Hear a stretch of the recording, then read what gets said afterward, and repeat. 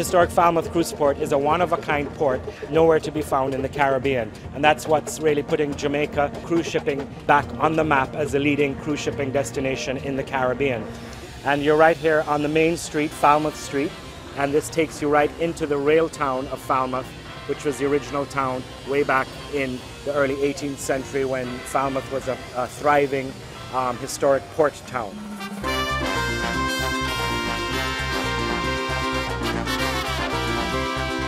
Right here on the port, you'll see that we have the historic trolley that takes people into the town of Falmouth, visiting the historic districts that has made Falmouth a very famous port town from the early 18th century. In addition, we have the horse and carriage, bringing them back again into the early 18th century, taking them out into the historic district and doing those kind of tours as well. Right here also, the amount of shops that you've seen when you come off, we have international jewelers to local duty-free merchants to an abundance of one-of-a-kind stores that all the passengers can feel free to browse.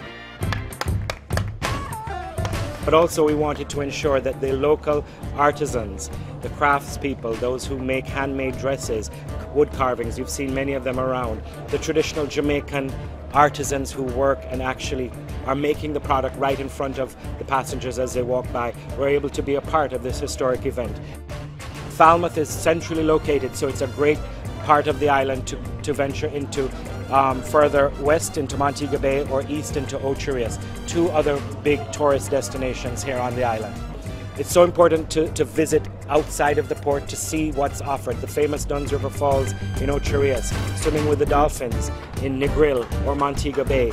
Chukka Adventure Tours gives a great big package of off-terrain excursions. Bikes, the dune buggies, the kayaking, the water slides, river tubing, all of that for the more active vacationer can experience that as well.